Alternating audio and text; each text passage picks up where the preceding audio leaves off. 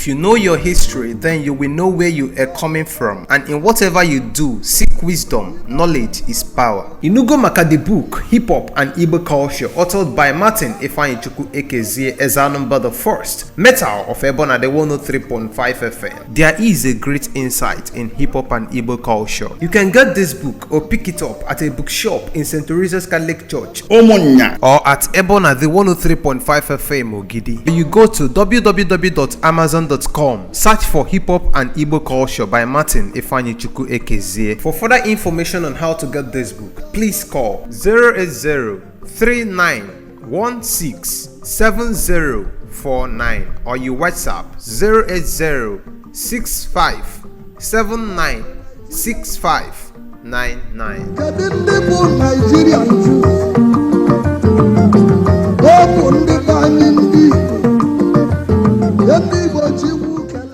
Bible di kwana po no de ma na po na brogele ko na bro Bible maka ni bo Bible e kwa okwu Chineke turu a me ga na bo ga pipe ndi odo so ya so that is it when you go kwa kita bo ka mandi di Bible we do ka open a lot of many of us emerogeni anya choro ya elesia bianca ya produce ono na produce lesi ono na lesi na anya siri enwere customer me ama no maybe can maybe happen or see they told me to do it like that I will get more money because Nigeria allow this. What am I saying? Na follow me again. Follow me again. Even though follow me again. Follow me again, Immanuel job. Watch what is happening. Only go game, they put 10 million again. Continue the move in a man making. People who are committed, people who love Immanuel Church, they will go back. Kabada. If you are a fellow to Madi, you must see my make a tent, eating a rebu, eating a rock. Mami mama geni na poma itinye ego dị n'ọkụ ya bịa bụ ego tinye fon anyị n'ọkụ ọ chaji tọpụ ọ chaji si anya eme gịnị ma baba m n'ime obodo ụmụ okorobịa ka ha wụsị onye mere baptizim onye mere confirmation onye abụ m onye isi esi a onye abụ m onye ibe dị otu a na-eti ofe niile a na ebe a mba akwa onye ka es lebenita benaya na ndị okenye ụmụ nwaanyị a ka ha dọrọ onye ka a ga ha dọrọ lekwe na anyị ebe a kịta ụmụ okorobịa ya nye onye ka anyị ga ha dọrọ debated ọ bụ na enwere onye si n'ọgbụrụ na na-aga ahịa ndị anya ọba chọọchị ayasa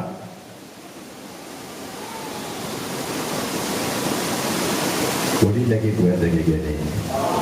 Nekide pun makan manusia. Kita ini mereka berdasar, berdasar. Kalau berdasar kita ini cuma diobel. Benar begini. Ikpu pun dibuat, enggak ada roh. Ada sebenarnya yang mana? Hello. Can we go? How many again? Kita akan dua belau. Ini ada 2 million namanya. Time is coming. Kita nak lalu by 20 million naira. Ini ada 2 million. Jangan berker ono. Kalau sudah dipejiannya, si namanya. Kelang. Bagi melun cia, ebe kita pada lono. Ebe kamu agak lono.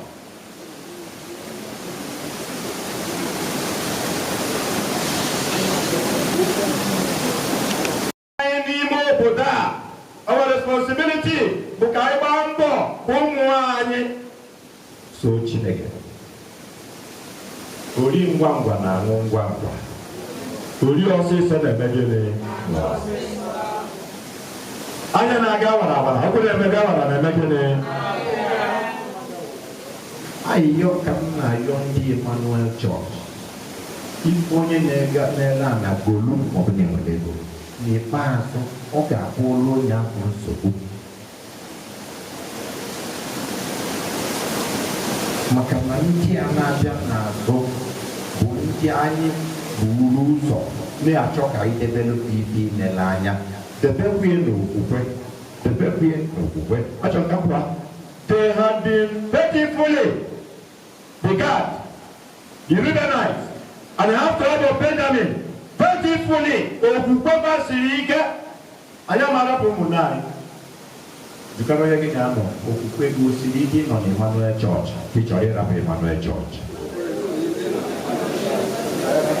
Ka nkọrọ gị mgbe ozi ọma bịara aga amanye elu ife dị n'ekpere na-apụga n'ebe gịnị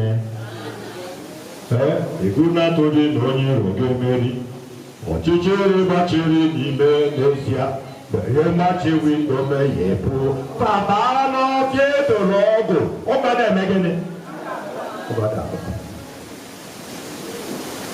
jizike asọmago n'ụtọ gị gba ọchịchị ihe dịde brode nwayọ tụkwasị Chukwu.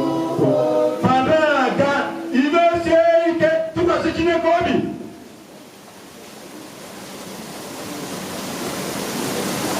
Oge m adịrọzi. Achọrọ ka ịmụta ife ọfụma, mụnwa mụta ife ọfụma. As soldiers, these people never failed the command of their captain. They kept the command. Captain Vasi Vagabano, Captain Immanuel Dufa, Pasro. Hey! Muka Japa, no getting a Muka. They followed Joshua to the end. They followed Joshua to the end. When the Miss Otato, the Punai Canal, they left what Chakoti. I don't count no malo, Nana Pofonyo Swaso. Give it mother again. Oh, dear. About Pahona, Mamachori for the upper, my little program, Papa, Nipa Popo, Masemuna, Weme say Rasina, or Weme say Giano, Bea, Astrana, Pacana, Swana, so the fair begin. Then I can faithfully these people hold the command of their captain. Onya patara jiwena ta ifana para kaya dini kapana tara ipi odena ipe Joshua raporopa onse returning soldiers are given 6 commands by Joshua before they leave. 1, be very careful to keep the commandment and the law of God. Lord, the Lord your God, walk all his way, walk in all his ways. Keep his commandment. Cling to him. Finally, serve him with all your heart and with all your soul. Gini kam na cheka polono. Ayi nwere ndị anyị na-achọ inye the father of faith. Bụ ndị nabatara ya kapata. And the Kapana Batamaya, a better municipal when a Chineke goes in Banapa Joseph. No problem of Agis, you will put those ragged Chinagosi, a Chineke, imagine Joseph. Mamma, no Methodin and Acacia, you are a father of faith. I got Chin mother. Methodin and Acacia, one them walking and one them wide. You are the father of faith. Getting a new warrior. The defensive warrior. Ife Jibonia Punani na Pampo Immanuel Church begini. Kabegini. Omo ne pona kokoki enwe problem. onye na-eme ọkụ na-abịa na 11 players na mgbakọ na field emebe okenye wee gbata abịa nke a eji aka eke onye ahụ na-elu ụlọ aka ọ na oke ọ bụ na ọnọdụ 11 players gbata na onye ụlọ pụọ ọnụ na onye nkụzi John Okoye Odibo Nwaokolo nọta na gbapụgie o mego 11 player anyị megeni telu mmadụ Odibo nọsịa omegeni onye achọrọ ikwu Odibo nọsịa omegeni ọbịbịa Odibo bịara Odibo nwere amount of days months years o nwere ike nọ ife akpọrọ mbụ ka ndị ozi onye nwere ike ije akwa ndị ozi onye nwere ike ije ụfọdụ n'ime unu so wee bịa na onye ahụ tikpọrọ ụlọ nsọ agaghị adịrị ya mma o tikpọrọ ụlọ nsọ ọ gaghị adịrị ya mma anyị kpụrụ ya na-atụso ya n'ike kedu ife mere ya asụla ala sụsịa na ochie ya okesịrị ya kpọ ya ji ụfọdụ n'ime anyị ebe a onye isi ya bịa ọ na-agba isi onye abịa ọ na-agba isi onye abịa ọ na-agba onye ga-alụ ọrụ a onye ga-alụ ọrụ onye ga-apụta onye ga-ekwupụtara Immanuel chọọchị ọnụ ya anyị niile n'ebe a bụrụ ụmụ Immanuel chọọchị onye ga-ekwu ọnụ Immanuel chọọchị onye bụ onye a ga-ekwu oke Chineke ga-esi n'eluigwe wee daa mba bishọp ga-esi na katidral wee bịa nkwe emezie si na sekretari ga-abịa mana m nwere people's body nwee pastors body nwee members ndị ga-akụzi ọkaikpe wee kpọkwue ndị mmadụ kpọkwue n'igwe ọkpụkpọ ndị mmadụ kpọkwue n'igwe Chineke azabebe ọkwa mmadụ ka Chineke ji eje ọrụ achọrọ m ịgwa ndị anyị na-enye Conferment ọ bụrụ ike ka a ga-asị na ọ bụ ya ka anyị nwere mba anyị fụrụ n'ime ụlọ ife anyị chọrọ wee sị unu bịa adịghị unu bịara ebegoro m na ekpere na-ekpekwa ya ọzọ ekpere m n'isi unu bụ na Jehova ga-eme ezinụlọ unu ka ọ were paradaịs dị eti na name of Jizọs Chineke gozie okwu gị gozie ụmụ gị gozie ije ozi anyị n'afa Jizọs Kraịst bụ onye nwe gị. A ka na-achọ ndị nna Chineke ka na-emegide ndị nna ga-akwụsị ọtọ ike n'ụkwụba ndị nna ga-akwụsị ọtọ n'ịkwụba anyị kwuo ndị nna anyị ekwuo ndị nne n'ihi na bana agbọbọdo maka na ọkụ na nne na nna akwụsịrị ike ezinụlọ eme gịnị ọya sago gwanụ ọya sago mụ na okwu nwaanyị nọ n'ebe akwa she does not expect such a thing from her son onye na-apa mbịa all of a sudden ọmụ agọzi ife batara n'isi ya ọgwa mama ya na ị ga-atagide afọ eme gịnị onye nwe ya toputere o na-arụ ọrụ gwara ụdị a kedu ife ị ga-eme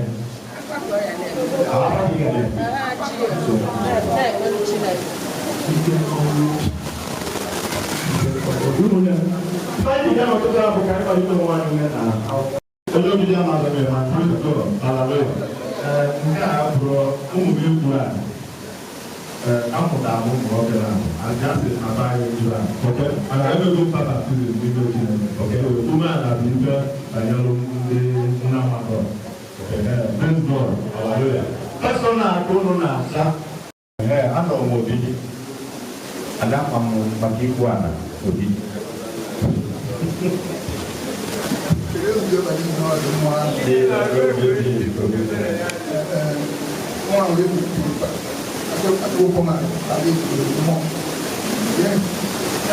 ụmụ ya si n'ikpuru ana n'ikpuru ana nsị a na-ebi na ala dị ire ọ bụrụ ile egbu na gbuo na ala mma bụ egbu emu arara okwu arara okwu ọ bụrụ ndị ga-eje ụka ije mgbuba na-akpọpụ Chineke arara okwu okwu abụ ugbu a ka mgbuba elu mgbe elu praise the Lord.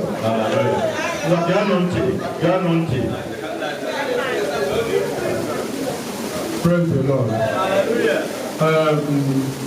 Ọ na-adị mma nke ọ na-anya eme jiri nso ọ gara arụ ụgwọ nke ebe ya bụ na-egwu anapụ anyị chọrọ ibe batali ya bụ amụta nne na nna ya aka ụka ihe gịnị ma bụ ụmụaka nwatakịrị na-etolite nkịta ọ na-ene anya seti ya na ba na-egwu ana ọwọdịbaghị ife ọ bụ ka e wee nwee ike ịpụta ezi dịka na na-eme mmụọ ọ bụrụ na nwatakịrị nọburu ala nwa ahụ apụta ka ọ kwụsie ya onye nwere nzosi na lụta so onye abide na-eme na ụmụaka ọ bụ nwatakịrị na-ejewuru ụka nwa ya bụ ugbu ala iwe nọdụ n'ụlọ ebe a ndị nsogbu onye nye gị ọlọkọta ogwu ụbọchị si wee na ji egwu ala ọ bụ ibe dị na na-eji egwu ala ọ maka akaba were na-apụta. Okay, very good. Ọ bụrụ so na ogidi ka na-eme gịnị ka na-ekwu ala anyị nọ na resort okay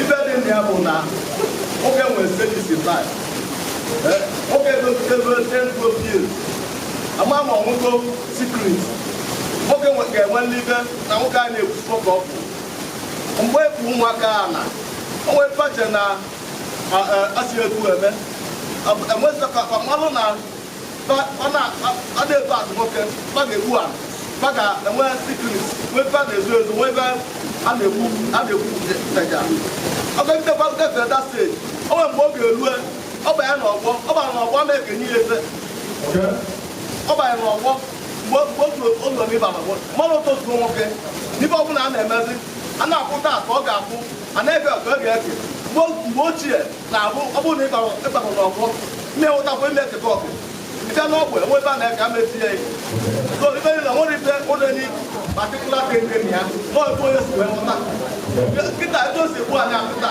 etu nwa m si egbu onye dị pewa na-eri onye ịba ji onye ịba mmanya tasọ ọ bụrụ eti ndị ya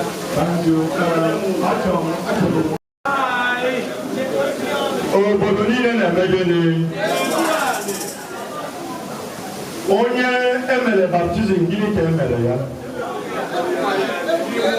hello onye emere baptizim gịnị ka emere ya onye emere confirmation gịnị ka emere ya ife bụ nsogbu bụ anyị nwere ebe a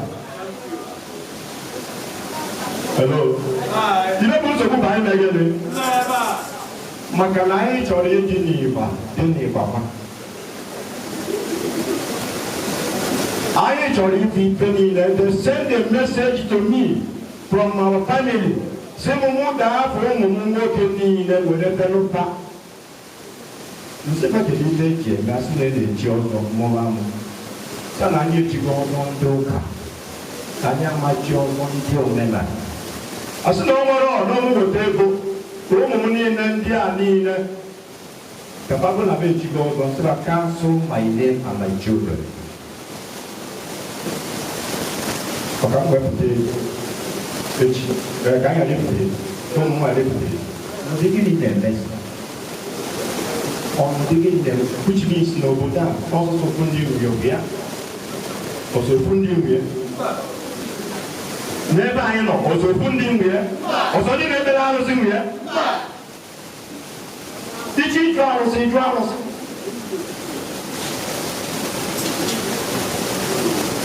ọ dị nnekwu mkpa na ife bụ problem anyị bụ anyị nwa elo anyị ma bụ gịnị onye bụ nsogbu onye merukwe nwere na 1990 eji wuo jebe ihe DCC n'ebe a na-achọ ichi ọzọ na ọ bụrụ na onye egburu okpu ọzọ na agaghị aba na haus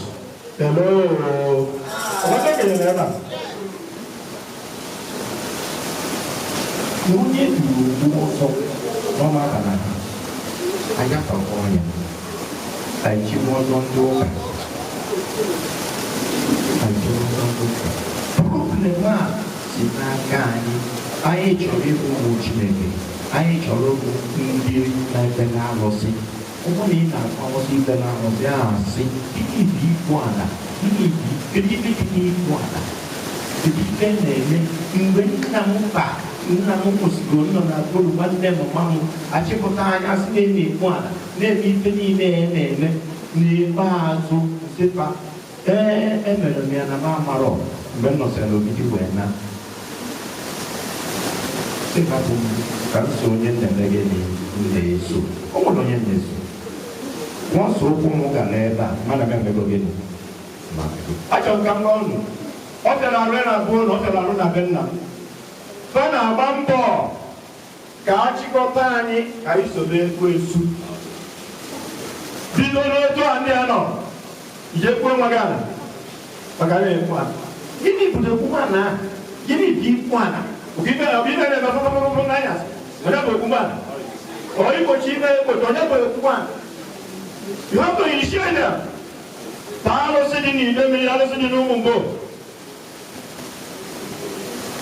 emesịsị na ịmara ibe na-aya sọ ụmụ gị niile jiwe nekene n'anya ịmara ife na-emenụ mana ike jee nwụta iyi ịmara ibe ọ bụ ịmara etu esi wee nwee iyi a ya ka anyị gbanarịkwana alụsị nna m ya ka anyị si amarọ m ibe bụ alụsị nna m biko amarọ m ukwe amarọ m nke a apụnụ na m achọrọ ibelu chinabụ ka ọ dị ebe a ibe a gwara anyị bụ onye na-binye ndị nọkịta anyị ayasasigo ibe ekwesịghị ka o mee gịnị ka ọ dị ụmụ anyị enwego that mind.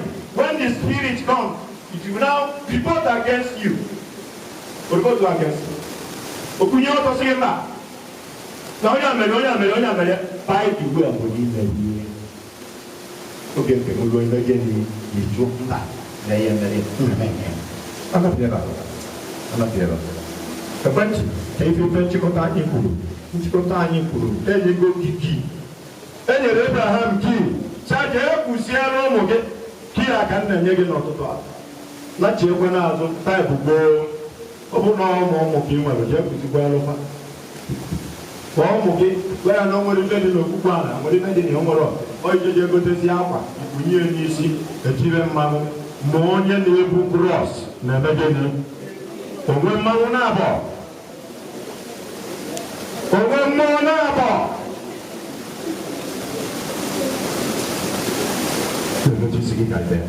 Chineke biko nyere anyị aka anyị na-ebu ụzọ gbaghara anyị edubena anyị n'oge ọmụma kama nye anyị amara ka ọbara anyị ụba n'afa Jizọs Kraịst bụ onyenwe anyị. Okay, sister biko ka anyị maka na onye bụ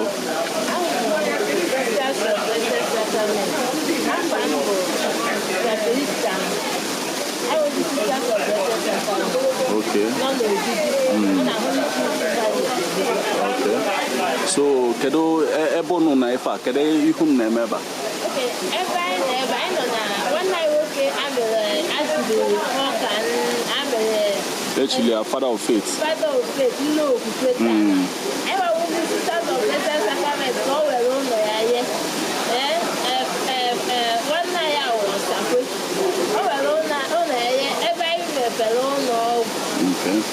A na-amụ nwa ebe a na-etriti mmadụ ebe a na-enwekwa labụ ebe a nnekwa ihe anyị mepekwara skuul ụlọ akwụkwọ ebe a na-enwe oke mmụta anyị nwere ụlọ akwụkwọ bido na kintakati ụmụaka atụ n'aka na-enye ara wee ruo na praịmarị ebe a ka anyị na-enwe oke mmụta so nnekwa anyị hụ na nna anyị nwanne anyị nwoke a mere nna okwukwe ya ahụ ọ gaghị ezi ka ọ chọwa ndị Anglican beta o nyere ndị kasị baa na okwukwe ya gbasara agbasa so ịbịa n'ụlọ ọgwụ anyị na anyị ga-esi isi ọfụma ihe niile anyị na-eme wụ anyị na-eme ya ọfụma and anyị na-ete isi ahụ pesin ọfụma gaazị ọwụ naanị na ọya na anya ka agọrọ gị ọrịa and akwụkwọ agọ ọrịa ameghị ka iwe olulu anya ma na ụwa anụ a na osi eluigwe ka anyị na-agba.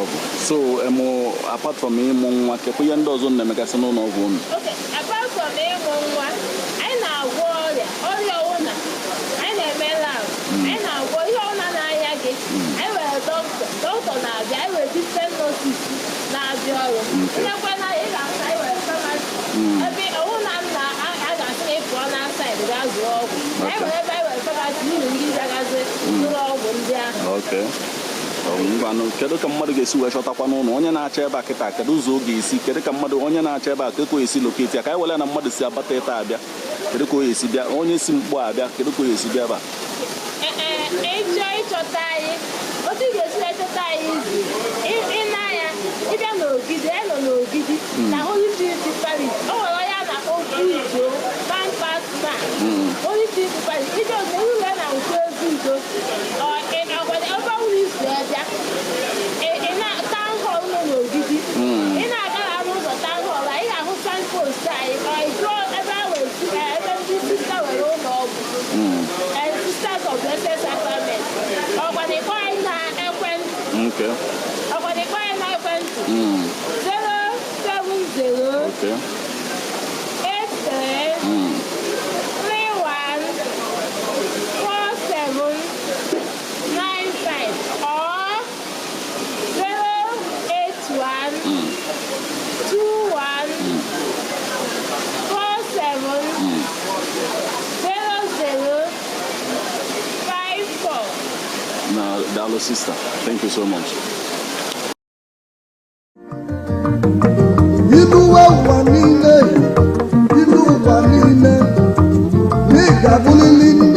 If you know your history, then you will know where you are coming from, and in whatever you do, seek wisdom. Knowledge is power. Inugo maka the book Hip Hop and Igbo Culture, authored by Martin Ifeanyichukwu Ekezie Ezanumba the First, Metal of Ebona the 103.5 FM. There is a great insight in hip hop and Igbo culture. You can get this book or pick it up at a bookshop in St. Teresa's Catholic Church, Omonya, or at Ebona the 103.5 FM Ogidi. You go to www.amazon.com, search for Hip Hop and Igbo Culture by Martin Ifeanyichukwu Ekezie. For further information on how to get this book, please call 080-3916-7049 or you WhatsApp